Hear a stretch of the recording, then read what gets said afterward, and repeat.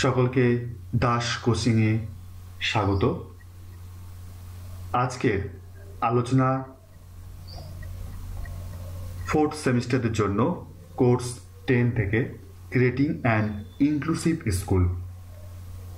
আলোচনার বিষয়বস্তু অন্তর্ভুক্তিমূলক শিক্ষার ধারণা, কনসেপ্ট অফ ইনক্লুসিভ এডুকেশন। অন্তর্ভুক্তিমূলক শিক্ষার ধারণা এই আলোচনার বিস্তারিত আলোচনার যাওয়ার আগে প্রথমে আমাদের জানতে হবে যে অন্তর্ভুক্তিমূলক শিক্ষা বলতে কি বোঝায়। আমাদের জানতে হবে অন্তর্ভুক্তি শব্দের অর্থ কি। অন্তর্ভুক্তি শব্দের অর্থ হলো একত্রিত করা বা কোনো কাজ একত্রে বা কোনো কাজে একত্রে অংশগ্রহণ করা বা কোনো কাজে সকলকে অংশগ্রহণ করানো। বাংলা অন্তর্ভুক্ত শব্দ থেকেই শিক্ষাক্ষেত্রে অন্তর্ভুক্তিমূলক শব্দের উৎপত্তি হয়েছে। তাহলে এর অর্থ হচ্ছে যারা শিক্ষার আলোকবৃত্তের বাইরে আছে তাদের সকলকে একত্রিত করে শিক্ষা ব্যবস্থায় অন্তর্ভুক্ত করা। অর্থাৎ যারা শিক্ষার আলোকবৃত্তের বাইরে আছে, আলোকবৃত্তের বাইরে বলতে যারা শিক্ষা থেকে অনেক দূরে আছে, যারা শিক্ষা ব্যবস্থার সঙ্গে যুক্ত হতে পারছে না। কারা পারছে না? যারা বিশেষ চাহিদা সম্পন্ন শিক্ষার্থী। বিশেষ চাহিদা সম্পন্ন শিক্ষার্থী বলতে আমরা প্রতিবন্ধী শিক্ষার্থীদেরকে বুঝি। এই প্রতিবন্ধী শিক্ষার্থীরা সাধারণ শিক্ষা ব্যবস্থায় কিন্তু যুক্ত হতে পারছে না, কারণ তাদের বিভিন্ন রকম সমস্যায় তারা জড়িত। তাহলে অন্তর্ভুক্তমূলক শিক্ষার সংজ্ঞা বলতে আমরা কি বুঝবো, বা শিক্ষার সংজ্ঞা যদি বলতে বলা হয় তাহলে কি বলবো?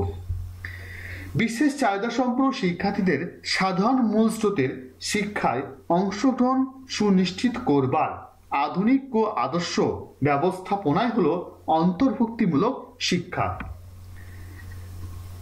বিশেষ চাহিদা সম্পন্ন শিক্ষার্থীদের সাধারণ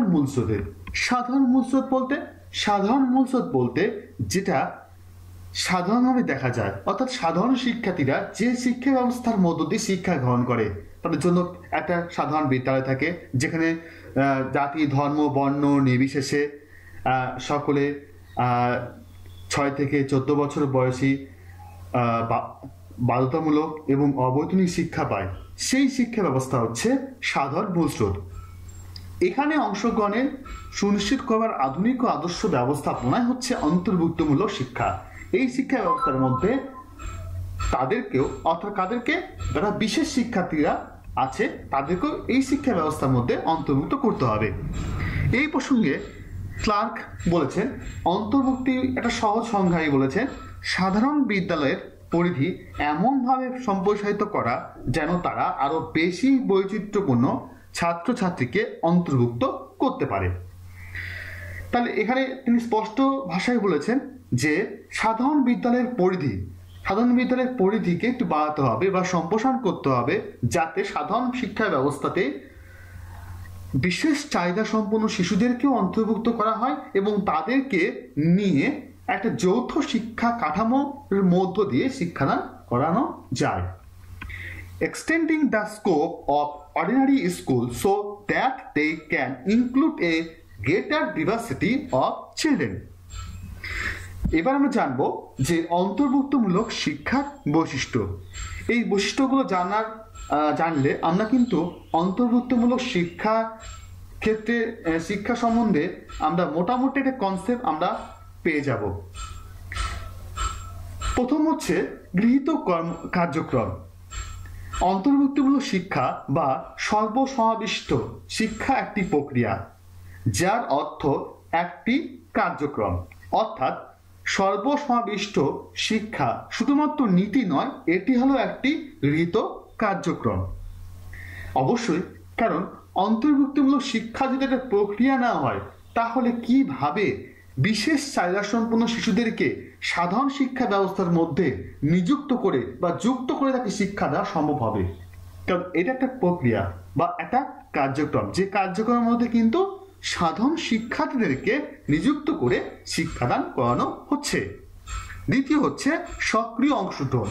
সক্রিয় অংশগ্রহণ বলতে যারা সক্রিয়ভাবে অংশগ্রহণ করবে, মানে অ্যাক্টিভ অ্যাক্টিভলি থাকবে, তারা ক্লাসে অ্যাক্টিভ থাকবে। এই শিক্ষা ব্যবস্থায় শিক্ষার্থীরা সক্রিয়ভাবে বিদ্যালয় শিক্ষায় অংশগ্রহণ করবে এবং বিদ্যালয়ের বিভিন্ন কাজকর্মে সক্রিয় যোগদান করবে। কারণ সাধারণ শিক্ষা ব্যবস্থা যেমন সাধারণ শিক্ষার্থীরা বিদ্যালয়ের বিভিন্ন সহপাঠ্যক্রমিক কাজ হোক বা বিদ্যালয়ের শিক্ষাগত কাজ হোক বা সামাজিক কাজ হোক তাতে অংশগ্রহণ করে, ঠিক তেমনি বিশেষ চাহিদা সম্পন্ন শিশুরাও সেই কাজে অংশগ্রহণ করবে। শিক্ষার্থীর সার্বিক বিকাশ। শিক্ষার্থীর সার্বিক বিকাশ, সার্বিক বিকাশ শব্দ অর্থ হচ্ছে অলরাউন্ড ডেভেলপমেন্ট, সব দিকের বিকাশ, সব দিকের উন্নয়ন। সব দিকের উন্নয়ন মানে হচ্ছে তার social development, mental development, physical development, intellectual development, intelligence development, economical development, সমস্ত কিছু বিকাশ বা উন্নয়ন। শিক্ষার্থীরা পাঠ্যক্রমিক, সাংস্কৃতিক ও সামাজিক এই 3 ধরনের কাজে অংশগ্রহণের মাধ্যমে তাদের সার্বিক বিকাশে সহায়তা করে থাকে বা তাদের সার্বিক বিকাশ হয়, যাতে শিক্ষার্থীরা পরিপূর্ণ মানুষ হিসাবে সমাজে ফিরতে পারে। কারণ এটা আমরা সকলে জানি। এবার দেখি যে এই বিশেষ চাহিদা সম্পন্ন শিশুদেরকে কিন্তু সবসময় সমাজের দৃষ্টিকোণ থেকে অবহেলিত, বঞ্চিত করে রাখা হয়, কিন্তু তারা কিন্তু সমাজের একটা অংশ। তাদেরকে কখনোই অবহেলিত বা অবহেলা বা বঞ্চনা করা যাবে না, কারণ এক্ষেত্রে তাদের মানসিকভাবে তাদের খুব প্রেশার পড়ে, তারা কিন্তু হতাশাগ্রস্ত হয়ে পড়ে। পরবর্তী পয়েন্ট আসছে সহপাঠ্যক্রমিক কার্যাবলীর প্রয়োগ। আমরা সকলে জানি যে শিক্ষা ব্যবস্থায় সহপাঠ্যক্রমিক কার্যাবলীর একটা বিশাল গুরুত্ব আছে। কারণ সহপাঠ্যক্রমিক কার্যাবলী যদি বিদ্যালয়ে অনুষ্ঠিত না হয় বা বিদ্যালয়ে প্রয়োগ করা না হয়, তাহলে শিক্ষার্থীদের মধ্যে সহপাঠ্যক্রমিক যে চেতনা বা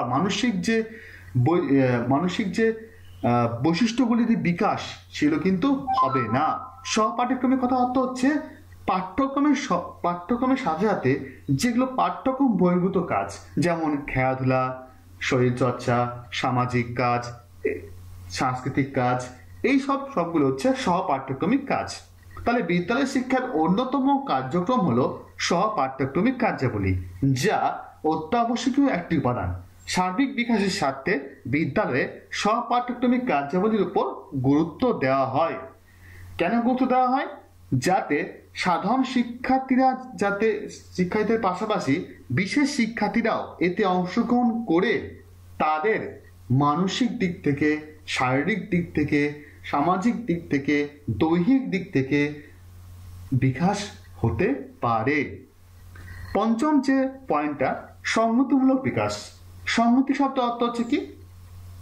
সংহতি শব্দ অর্থ হচ্ছে অ্যাডজাস্টমেন্ট, বা যাকে আমরা বলছি সমন্বয় বা ইনক্লুডিং এডুকেশন। কারণ বিশেষ শিক্ষার্থীদের সামাজিক মূলস্রোতে ফিরিয়ে আনার লক্ষ্যে বিদ্যালয়ে শিক্ষার্থীদের সংহতিমূলক শিক্ষার ব্যবস্থা করা হয়, যা অন্তর্ভুক্তমূলক শিক্ষার একটা অংশ। হ্যাঁ, অবশ্যই, কারণ সংহতিমূলক শিক্ষা ব্যবস্থা যদি না করা হয়, তাহলে বিশেষ চাহিদা সম্পন্ন শিক্ষার্থীরা কিভাবে অন্তর্ভুক্তমূলক শিক্ষায় অংশগ্রহণ করে তার শিক্ষাদান করবে বা শিক্ষা গ্রহণ করবে? কারণ তারা কিন্তু সাধারণ শিক্ষার্থীদের সঙ্গে তারা কিন্তু মিশতে পারবে না, যদি না তাদেরকে সাধারণ শিক্ষার্থীদের সঙ্গে তাদেরকেও একই চোখে বা একই দৃষ্টিভঙ্গিতে দেখা হয় বা তাদের মধ্যে একটা সংহতি স্থাপনের চেষ্টা করা হয়। ষষ্ঠত, স্থানীয় মূলস্রোতের বিদ্যালয়। স্থানীয় মূলস্রোতের বিদ্যালয় একথার অর্থ হচ্ছে বিশেষ শিক্ষার্থীদের যাতায়াতের সমস্যার জন্য অথবা ব্যক্তিগত সমস্যার জন্য স্থানীয় বিদ্যালয়ে অন্তর্ভুক্তিমূলক পাঠদান। তাহলে এই কথা অর্থ কি? অর্থ হচ্ছে অনেক সময় বিশেষ চাহিদা সম্পন্ন শিক্ষার্থীরা যাতায়াতের সমস্যা হতে পারে বা ব্যক্তিগত সমস্যা হতে পারে বা অন্যান্য কারণ হতে পারে, যাতে তারা বিশেষ বিদ্যালয়ে তারা শিক্ষা গ্রহণ করতে পারে না। তাহলে কি তারা শিক্ষা গ্রহণ করবে না? অবশ্যই করবে, কারণ ভারতীয় শিক্ষা আইনে বলা হয়েছে যে 6 থেকে 14 বছর বয়স পর্যন্ত সকল শিক্ষার্থীদেরকে অবৈতনিক এবং বাধ্যতামূলক শিক্ষা দিতেই হবে। তাই তাদের শিক্ষা ব্যবস্থা গ্রহণ করার জন্য স্থানীয় যেসব বিদ্যালয় আছে সেই বিদ্যালয়ে এই অন্তর্ভুক্তিমূলক শিক্ষাদানের মধ্য দিয়ে তাদের শিক্ষা দিতে হবে। এই ব্যবস্থা শিক্ষার্থীদের শিক্ষার অধিকার আইনকে সফল করে। তাহলে আমরা যে 6টা বৈশিষ্ট্যগুলো জানলাম তা আরেকবার ভালো মতো দেখে নিই। প্রথম হচ্ছে গৃহীত কার্যক্রম। যে গৃহীত কার্যক্রম অর্থাৎ অন্তর্ভুক্তিমূলক শিক্ষা একটা গৃহীত কার্যক্রম, যে কার্যক্রমের মধ্য দিয়ে শিক্ষার্থীদেরকে সাধারণ শিক্ষার সঙ্গে অন্তর্ভুক্ত করা হয়। দ্বিতীয় যে বৈশিষ্ট্য আছে সক্রিয় অংশগ্রহণ। এই ক্ষেত্রেও শিক্ষার্থীরা সক্রিয়ভাবে বিদ্যালয়ের সমস্ত কাজে অংশগ্রহণ করে। শিক্ষার্থীর সার্বিক বিকাশ। শিক্ষার্থীর সার্বিক বিকাশের জন্য বিদ্যালয়ের যেসব কাজগুলো বা যেসব কার্যাবলী সংগঠিত হয় সমস্ত কার্যক্রমে শিক্ষার্থীরা অংশগ্রহণ করে। সহপাঠ্যক্রমিক কার্যাবলীর প্রয়োগ। শিক্ষার্থীদেরকে সার্বিক বিকাশের উন্নয়নের জন্য পাঠ্যক্রমিক কার্যাবলী প্রয়োগ করা হয়। এবং পঞ্চমত সংহতিমূলক শিক্ষা। অন্তর্ভুক্তিমূলক শিক্ষা ব্যবস্থাগণের যে প্রথম আরেকটা অন্যতম যে বৈশিষ্ট্য হচ্ছে সংহতিমূলক শিক্ষা, যে শিক্ষা ব্যবস্থার মধ্যে সাধারণ শিক্ষার পাশাপাশি বিশেষ শিক্ষার্থীদেরকে সংহতিমূলক শিক্ষা ব্যবস্থার মধ্য দিয়ে অন্তর্ভুক্তিমূলক শিক্ষাদান করা হয়। এবং ষষ্ঠত স্থানীয় মূলস্রোতের বিদ্যালয়। বিভিন্ন সমস্যার কারণে যেসব শিক্ষার্থীরা বিশেষ বিদ্যালয়ে যেতে পারে না তাদেরকে স্থানীয় বিদ্যালয়ে অন্তর্ভুক্তিমূলক শিক্ষাদানের ব্যবস্থা করতে হবে।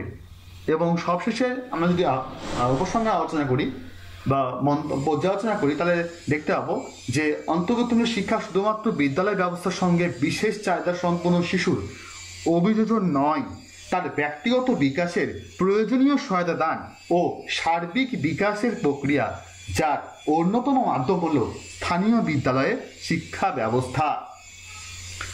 তাহলে আজকে আমরা অন্তর্ভুক্তিমূলক শিক্ষার ধারণা এবং তার বৈশিষ্ট্য সম্পর্কে জানলাম। এর আরেকটা পার্ট বা এর সম্বন্ধে আরো কিছু অংশ আমাদের জানা বাকি রইল, সেগুলো আমরা পরবর্তী ক্লাসে আমরা জানব। এই ক্লাসে যদি কারো সমস্যা থেকে থাকে, অন্তর্ভুক্তিমূলক শিক্ষা ব্যবস্থা সম্পর্কে কোনো রকম সমস্যা থেকে থাকে বা আরও কিছু জানার আগ্রহ থাকে, তাহলে অবশ্যই কমেন্ট বক্সে কমেন্ট করে জানাবেন এবং আমি যথাশীঘ্রই সেই কমেন্টগুলোর যথার্থ উত্তর দেওয়ার চেষ্টা করব। সবার কাছে শেষ আবেদন, আপনারা প্লিজ আমার সঙ্গে থাকুন, ক্লাসগুলো দেখুন। যদি কোনো ক্লাসগুলো কেমন লাগছে অবশ্যই জানান, অন্যদেরকে শেয়ার করুন এবং আমার এই চ্যানেলকে সাবস্ক্রাইব করে চ্যানেলের সঙ্গে যুক্ত থাকুন। সকলকে অনেক ধন্যবাদ, অনেক ধন্যবাদ। শুভ দিন।